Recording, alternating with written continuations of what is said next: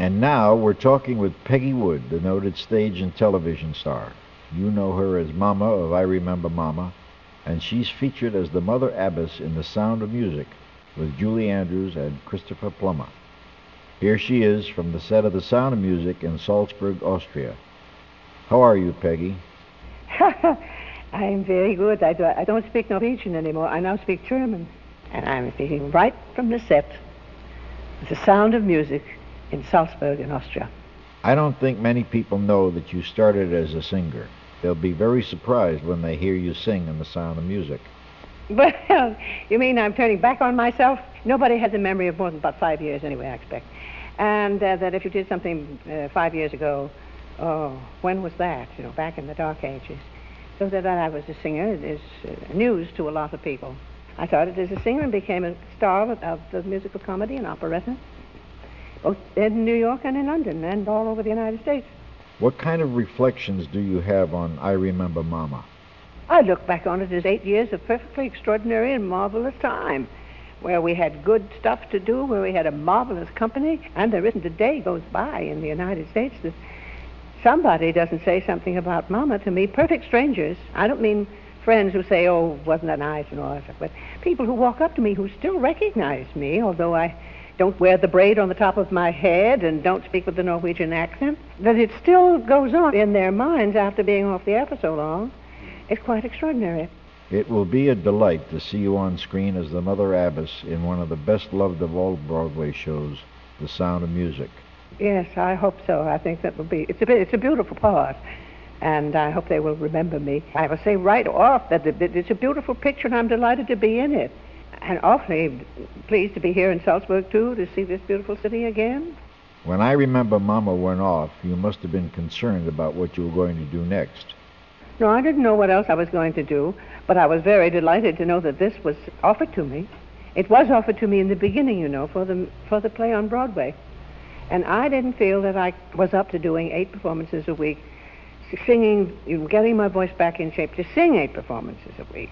And having been all through the many, many years of the life of a singer, that is, which is a very restricted and a very confining life, because you can never do anything except what you are doing on the stage, and your constant work on your voice, and your constant taking care of yourself, and never going out. And it's a nun's life.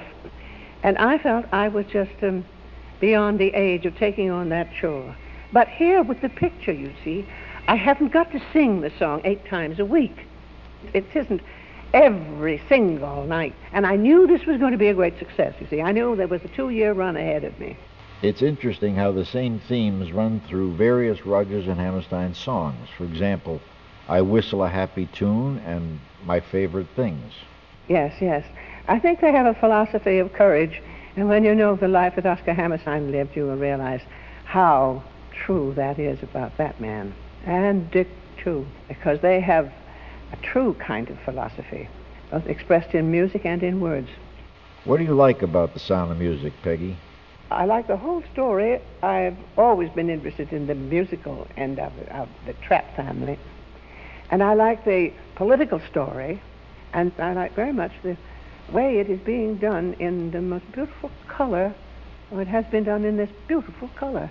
I don't think that anybody would feel that they had been denied the sight of Salzburg if they see this film, because they'll really see exactly what it's like in color and texture of stone and mountains and trees and flowers. Oh, such flowers. The whole place is a fairy book city, and you're making a wonderful film in a fairy book setting. Altogether, that makes for something quite special. And what about Julie Andrews? Oh, yes, well, yes, indeed. Both Miss Andrews and Mr. Plummer and the other members of the cast have been brilliantly cast. And this performance that Miss Andrews is giving is going to be a great eye-opener to a great many people who have been her followers, yes, but this is more. You know what Lillian Gish said to me before I left to come here over to Salzburg to make the picture? She said, I think that Julie Andrews is going to be our great coming motion picture star. So I spoke to Julie about it, and she said, well, I don't think she's ever seen much of that I have done in film. I said, that wouldn't make any difference to Miss Gish, who I think would know more about who's going to be good in the films than anybody that's alive today. And this was what she said. She has a quality that everyone seems to like.